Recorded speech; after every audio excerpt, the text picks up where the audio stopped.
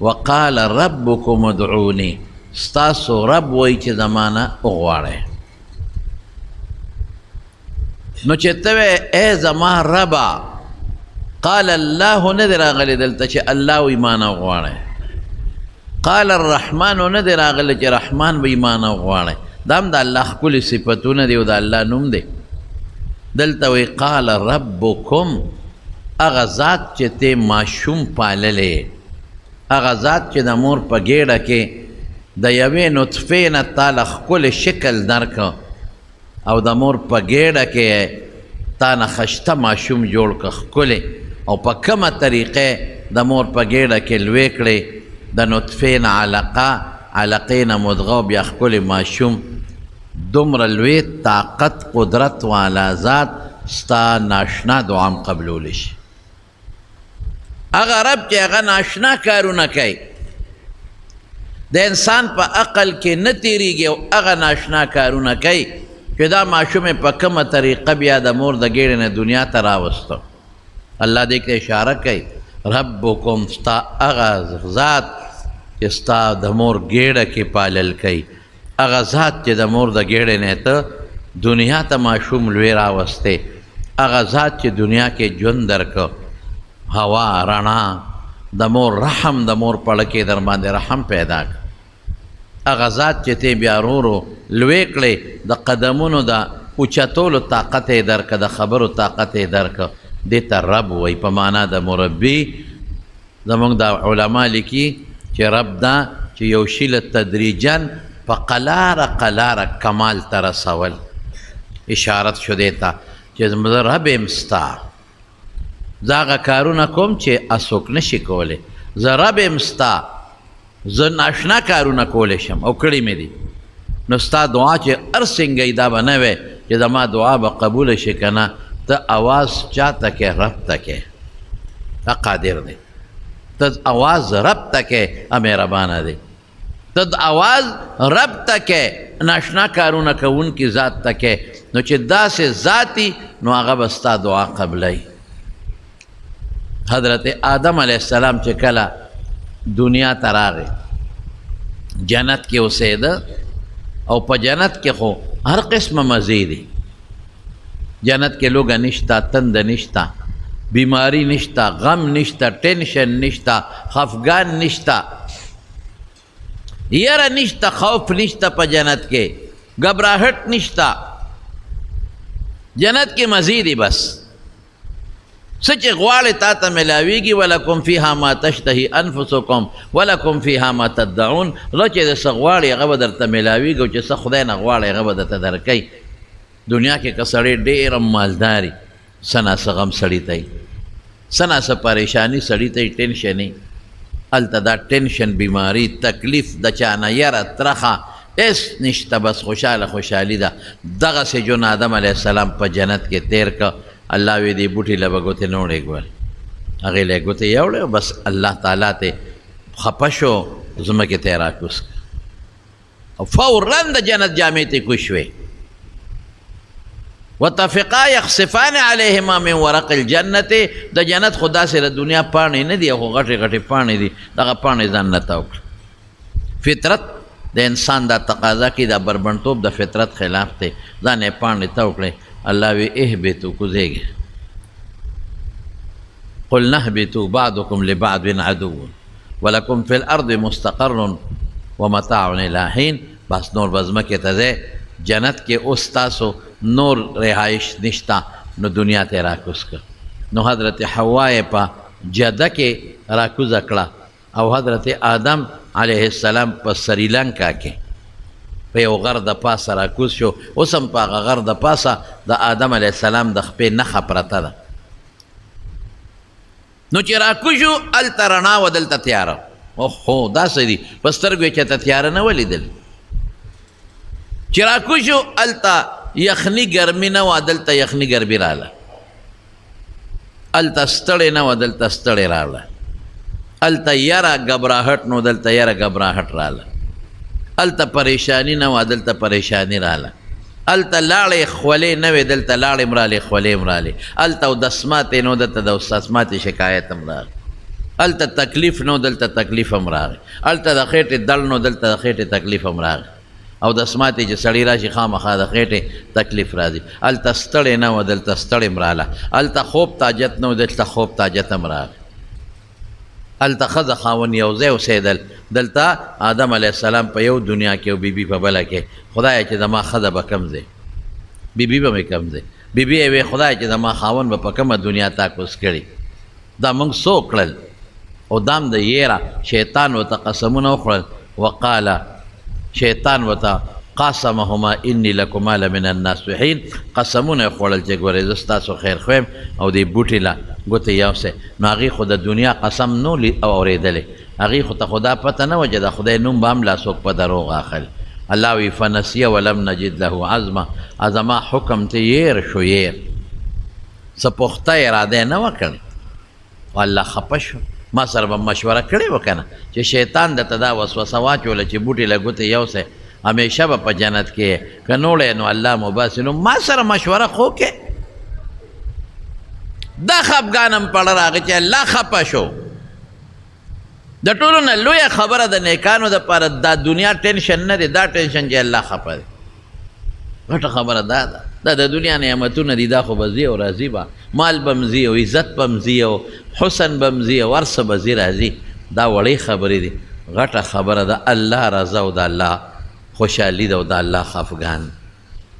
موږ به دا کوشش کوو چې الله خفه نه کړو دا نه چې زما نه مال هلاک شو یا زه غریب یم او زه خدای خفه کوم دا نه چې زما بیمار راشم بیمار شم او زه د خدای نه ګیلې شروع کوم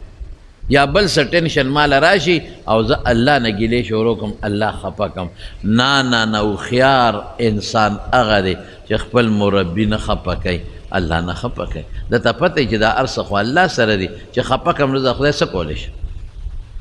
نور تکلیف راکړي نو زه به خدای څه وکړم دنیا نه مې لرې اخرت ته مې ولېږي هلته په دې قبر کې راله ښه تبی راکړي زه به څه کوم دوزخ ته مې وغورځوي زه د خدای څه کولی شم هر حال کې به الله خوشحاله ساتو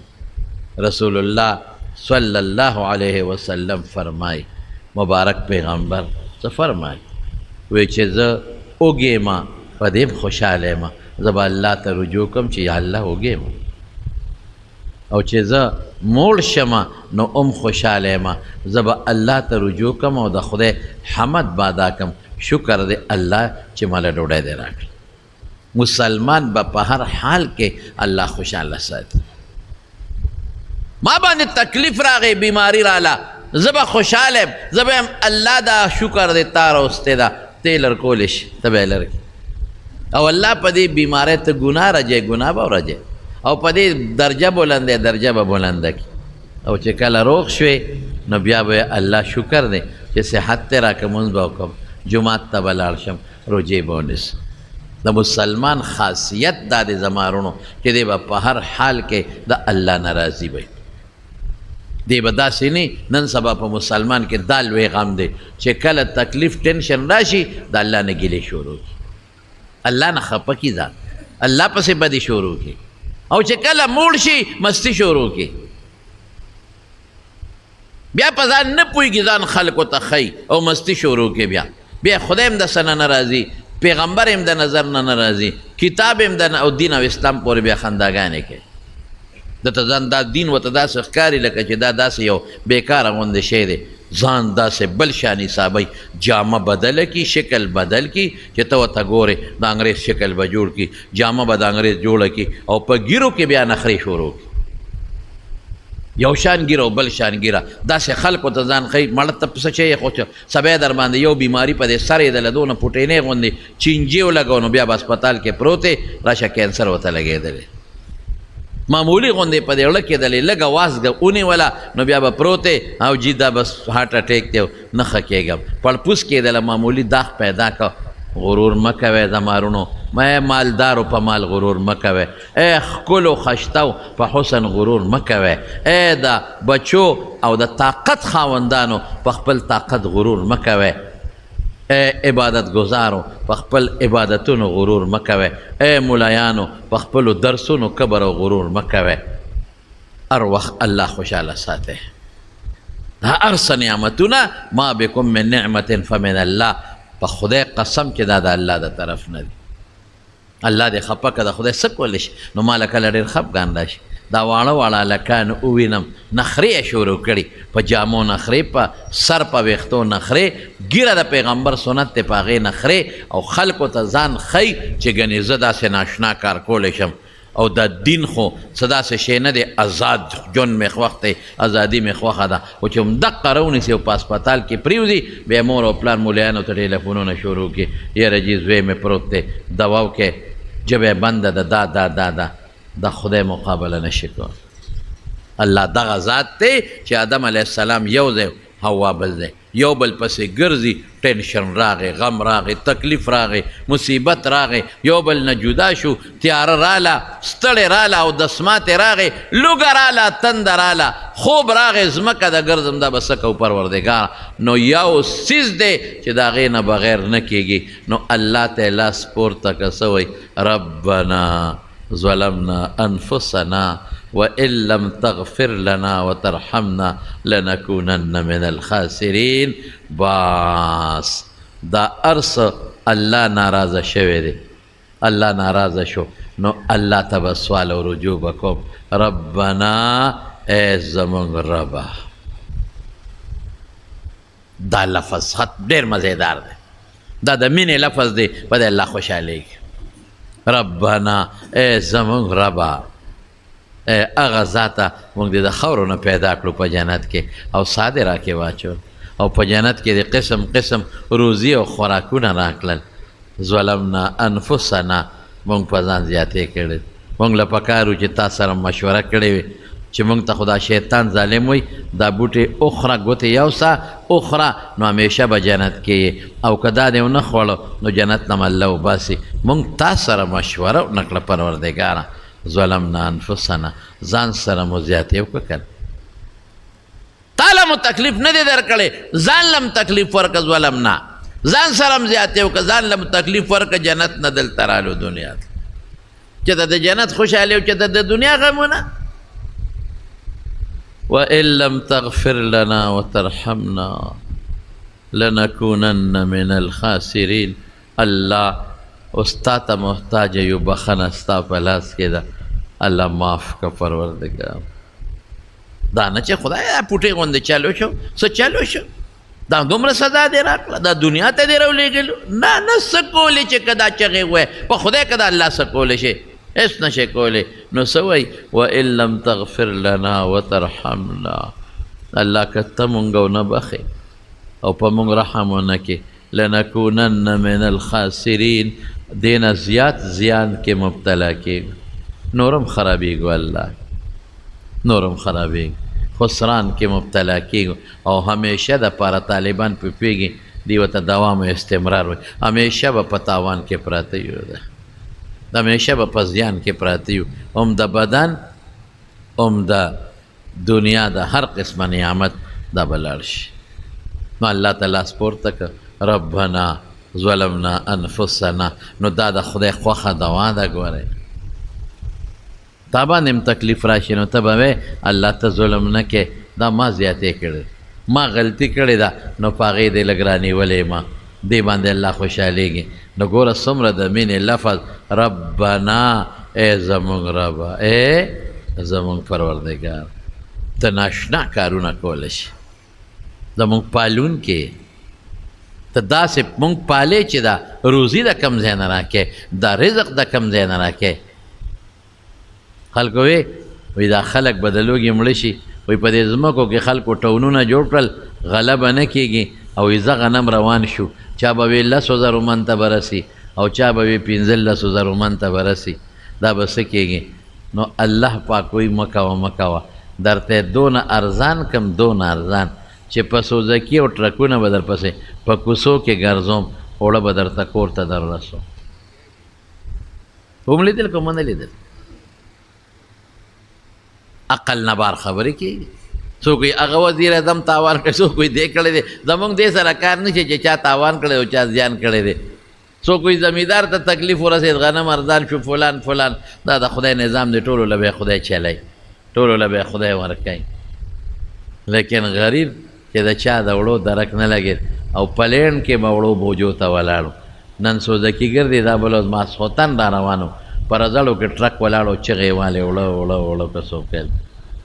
ځای په ځای ګرځي روزي خدای په لاس کې پخوا زما یاد چې د مشرانو ته ظفر لاله د سیزو جومات کې لاندې چې هغه کومه سریخو د هغې لاندې به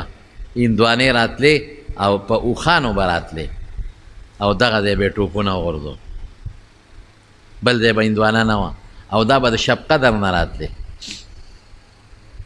شب قدر نه به د هندوانې راتلې هلته به کېدې د شب قدر کې به کېدې خلکو به ورته سیکو ډېری وي پخوا د شب قدر ته به خلکو سیکو ډېری وي د سیکو ډېری نه ډېری شب قدر بیا وروستو ډېری شب قدر شو اوس شب قدر شو دا به راتلې او دلته به زمونږ د دې سیزو جومات دا لاندې جومات دی دی کې یو اونه وه ډېره غټه خرامونه و د هغې لاندې به خلک وده کېدلم او دې جومات کې اوبه ډېرې یخې وې ډېرې یخې اوبه وې نو هلته به هندوانو بارونه به وغورځېدل خلک به رالل هندوانه به یې خوړه یا سپینې به وې اکثر او دونه غټ غټ هډوکي به پکې و د دې ګوتې عمره په دې ټول کلي کې به هندوانه نه وه دغه به وې اب هم یو سیزن کې وي یو میاشت بیا به ختمې شوې راشه اوس نیم کال درته هندوانه په روډ د پاسه ډیري پراته میلاویږي وایه که نه اوس روزي څوک ورکوي او وایه شوق سره الله ورکوي داسې سیزن ما ته وښایه چې کیله پکې نیزه سټورونو به خورې خو خورې به پخوا به چېرته یو ځل کیله میلاوېده سیب به راته چېرته په کال کې په یو ټیم میلاوېده زما والد صاحب د خدای پاک وبخي زما نیا ناجوړه وه نو ما ته به یې وی چې مور مې ناجوړه وه وایي ما ورته وایي چې مورې څه ته دې شړه کېږي وایي ما ته یې وی بچی د سیو مربه مې خوښه ده یا خدای او سیو مربه کم دا مربې خو نه وي سیوان کم دی یو دی تپوس بل دی تپوس بل دی سیوان نو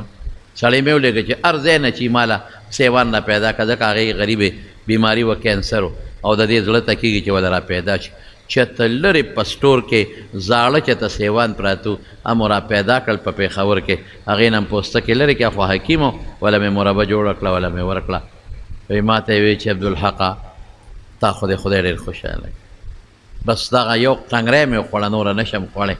نو سیوان به کوم ځای و مالټې به کوم ځای وي کیلې به کوم ځای وي نن په هر وخت کې په هر سیزن کې په هر ټیم کې درته هر قسمه میوه میلاویږي او په هر کلي کې درته میلاویږي الله درته وایي چې ګورې روزي زما په لاس کې ستاسو میلمه چې به راغی د پارامیان خو نو چرګوټیان که نه کورني به نو چې میلمه به راغی نو سړی چرګوړې به ولا لاله نو ماشوم به په دې کوڅو کې ګرځېده په دې لارو کې چرګوړې شته د خرڅ نه نشته نو بل له بل د خرڅ چرګوړې شته او شته اله پسو نو هغه چرګوړې چې به یې رانیوه نو هغه به په دې کوټو ټوپونه وال دا د کوټو د پاسه دیوالونه پخوا نو دا بنګلې بنګلې نو دا ټول کلی به خبر شو چې د پلانکي میلمه راغلی دی او چرګوټې والا علي صاحبه دا راته دا حقیقت د مشرانو نه تپوس وکړي امینه دا ټول کلی به خبر شو او دا چرګوټې د میلمه راغلی چرګوټې نو چرګوټې د ماشومان به ورپسې و نه به یې رونی و مړه بیا به یې کور ته یې ورپسو دا جي په 1.5 روپۍ نه لږ ارزان کا هغه چرګوړې به په دې لاس کې خوله خوله شو جوړه به وشو چرګوټې به یې واغېسته دا اوس حلال کا نو ملا صاحب له به یې وړه چې چرګوړې حلال کړي بل چاله به د حلالولو چل نه ورته چاړه به ورسره وه نو ملا صاحب به چاړه راواغېسته او د جومات په تیږه به یې کله مشرق ته وهله او کله مغرب ته او کراه به یې چاړه به یې ورته تېروله صاحبه نو چې چاړه به یې تېره کړه نو چرګوټې به یې ونیوه نو په یو خپه به یې وله په خپو کې ښوده او یې مړه سم بیخ به یې وله وویسته چرګوټې به یې په کوم موله وړېدلې وه یو به یې وله په خپه کې ښوده دواړو باندې یو به یې وله په وزر کې او جبه به یې وله بار راوویسته ابه په جمدونې خوار مړو جبه به یې راوویسته نو چاړه چې به یې راښکه نو ماشومانو ته به یې وي اخوا شی چې حلال به یې کو به یې غورځو پړقونه به یې ول وایي خبرې مه کوئ بیا تې ساه نوځي او ملا